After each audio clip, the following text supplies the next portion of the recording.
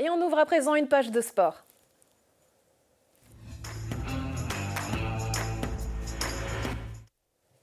Le plein d'activités avec l'association Surf Bike. On accueille Arnaud Durand. Vous êtes le président de l'association depuis 2014. Bonjour. Bonjour. Merci d'être avec nous. On découvre donc le vélo sur l'eau, le surf bike. En quelques mots, comment ça fonctionne? Alors c'est très simple, c'est un vélo sur l'eau avec un guidon et un pédalier. Donc on pédale en fait sur l'eau et dessous il y a une hélice et un guidon. Enfin un gouvernail dessous pour la direction. Au début c'est assez casse-gueule, mais après on s'y plaît. Donc vaut mieux essayer en été. Comme ça au moins on tombe dans l'eau et on se fait pas mal et puis c'est sympa. Et après une fois qu'on est parti, on peut aller n'importe où et au rythme qu'on veut. Comment est-ce que vous êtes parti justement à vélo sur ce surf bike? Comment est-ce que tout a commencé? Alors c'est parti de ma cousine qui avait deux planches au bord du lac et du coup elle me les a données parce qu'elle déménageait.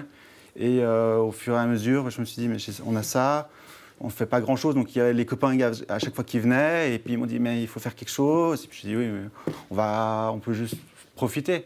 On vous voit là sur l'eau justement. Ouais, c'était à Prangin exactement. Pour la petite histoire, j'étais à l'intérieur des bouées, ce qui n'est pas très légal, mais c'était pour une facilité pour le drone, pour les images, parce qu'il y avait un peu de vent. Donc voilà, mais sinon on essaye au maximum évidemment de respecter les règles, mais là c'était un peu spécial. Évidemment, Pour le cinéma, pour la belle prise de vue. Voilà. L'association Surfbike, c'est aussi toute une série d'activités nautiques, comme on vient de voir à l'image, mais j'aimerais rester encore sur le surfbike qui est sorti en 1995 au Canada. Aujourd'hui, voilà, les versions de surfbike, elles sont plus produites, donc c'est-à-dire qu'il faut en prendre soin de ces objets. Oui, exactement. On en a très peu. Il y en a 5000 dans le monde. Il y en a encore quelques-unes qui fonctionnent, enfin beaucoup qui fonctionnent. En Europe, il y a encore une dizaine de sites qui le proposent toujours en location. Et notre but là de l'association, c'est aussi de la pérennisation. On a aussi du matériel en stock et régulièrement on va les voir donc, le plus souvent possible en train. Quand c'est pas possible, comme quand c'est sur une île, malheureusement il faut prendre l'avion et du coup l'impact carbone il est pas très bon. Mais là on a pris l'avion une fois dans l'année, donc ça va. Mais donc éco-responsable. Au maximum, mais il y a des limites comme à tout et il faut aussi, on se dit est-ce qu'on y va, est-ce qu'on n'y va pas. Le partenaire il nous a dit oui mais moi j'ai besoin de matériel, j'ai une trentaine de planches, je relance mon activité, vous êtes le seul, qu'est-ce qu'on fait? On va lui dire désolé on peut pas prendre l'avion donc débrouillez-vous, passez à autre chose. Non, on s'est dit on a du matériel, lui là il y a un problème, on apporte la solution. Puis en même temps, on a pu aussi faire 2-3 tests sur place, améliorer 2-3 trucs sur place aussi. Puis c'est aussi un conseil sur place et pas que de la vente ou comme ça. Donc on apporte aussi un suivi. Et là, c'est un suivi sur 5 ans. Un suivi qui sera également vu du côté local. Et je vous propose de retourner sur l'eau puisque vous vous étiez donné l'objectif de faire le tour des lacs suisses d'ici 2024. Où est-ce que vous en êtes? Alors actuellement, j'ai fait 6 lacs, donc les 6 lacs Romont plus celui de Bienne. J'ai dû un petit peu freiner parce que l'association a... Au début, je pensais que l'association allait rester à un stade standard, stable.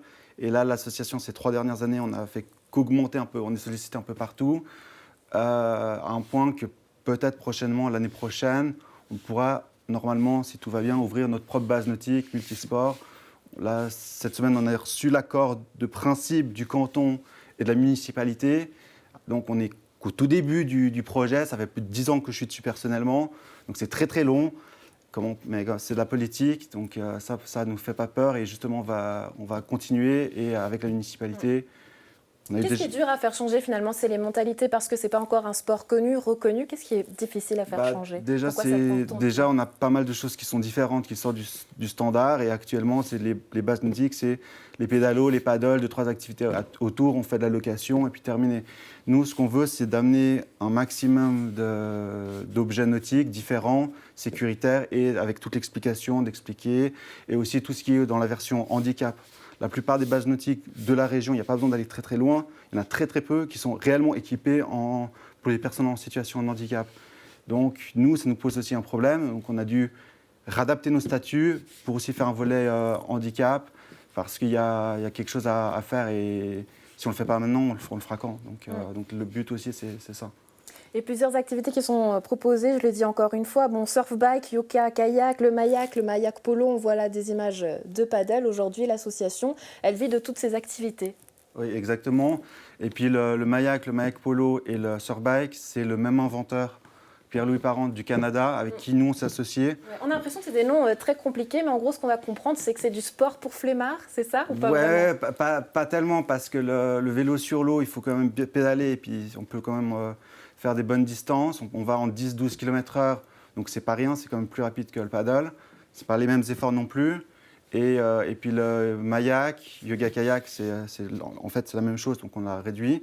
C'est Mayak, c'est un kayak en fait c'est un kayak, mais on est à genoux ou on rame. Et le Mayak Polo, c'est la version, en fait c'est le basket, mais sur l'eau, où il y a aussi l'esprit d'équipe.